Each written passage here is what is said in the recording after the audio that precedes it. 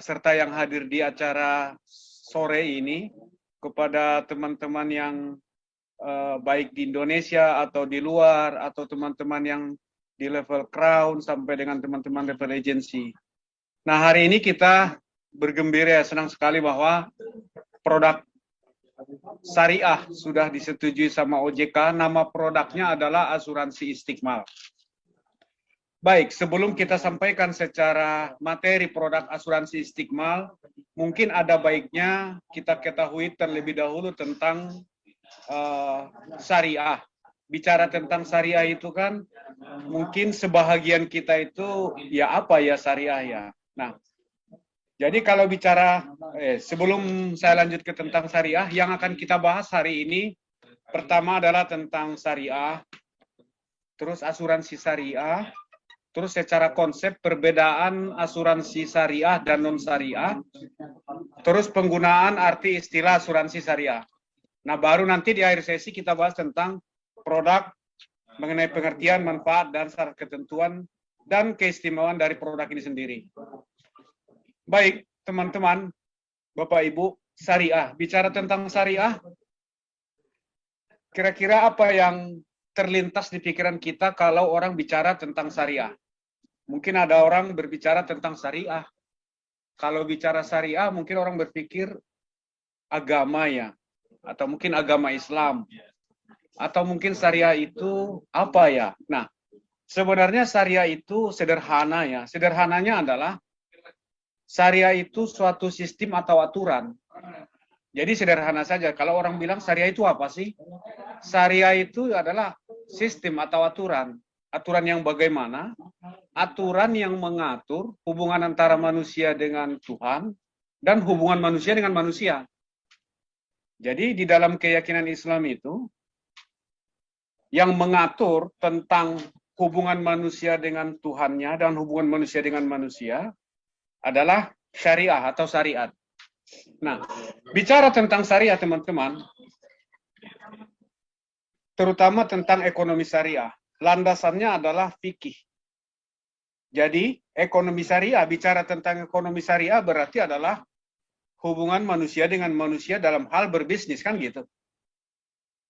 Nah, jadi landasannya adalah fikih. Nah, fikih ini sendiri merupakan pengetahuan tentang hukum-hukum syariah yang didapat dalam dalil-dalil yang terperinci. Baik itu yang dari Al-Quran, atau Sunnah, atau dari para ulama. Nah, di sini saya kutip firman Allah SWT dalam surat Al-Maidah ayat 48, artinya, untuk tiap-tiap umat di antara kamu, kami berikan aturan dan jalan yang terang. Nah, jadi bicara lagi tentang tadi syariah, Bapak Ibu, teman-teman sekalian, bahwa sederhana. Jika orang bicara tentang syariah, syariah itu apa sih? Sistem atau aturan. Jadi sesederhana itu. Nah, bicara tentang hukum, tentang di dalam ajaran Islamnya. Di dalam ajaran Islam itu ada dua kaidah, Bapak Ibu. Pertama, kaidah ibadah. Ya, saya bawa ke sini dulu ya, ke teman-teman Bapak Ibu. Nah, bicara tentang ibadah, itu bicara tentang jangan kerjakan kecuali ada perintah. Artinya kalau bicara tentang ibadah, sudah jelas dikasih tahu sama Allah bahwa tidak boleh kita kerjakan kecuali ada perintah. Nah, satu lagi kaidah muamalah. Bicara tentang kaidah muamalah, semuanya halal, diperbolehkan, kecuali ada dalil yang melarangnya. Jadi untuk membedakan mana yang ibadah, mana yang muamalah, kalau ibadah itu jangan kita kerjakan, kecuali ada perintah. Nah, kalau muamalah, semuanya boleh, kecuali ada dalil yang melarangnya. Nah, kaidah muamalah ini adalah kaidah antara hubungan manusia dengan manusia dalam hal berbisnis.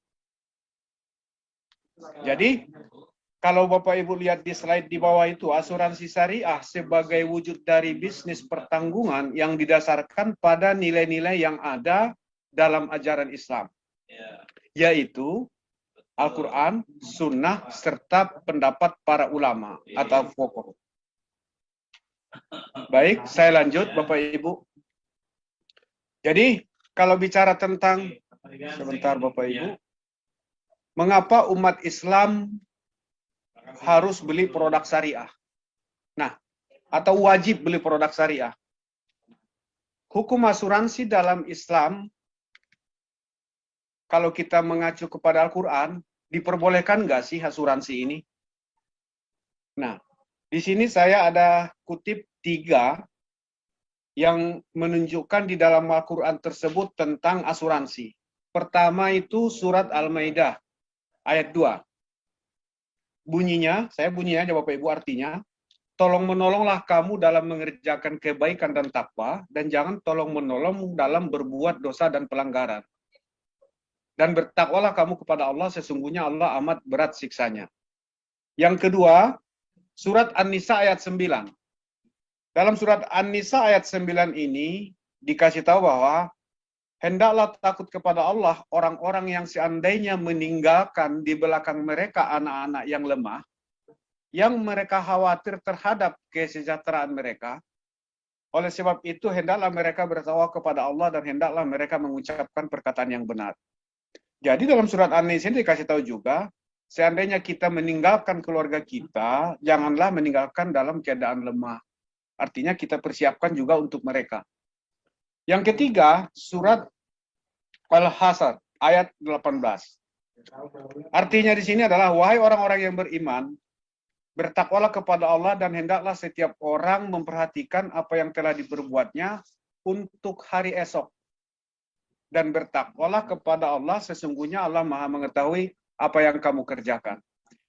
Jadi di surat Al-Hasr ayat 18 ini, kita disuruh untuk memperhatikan hari esok, masa depan.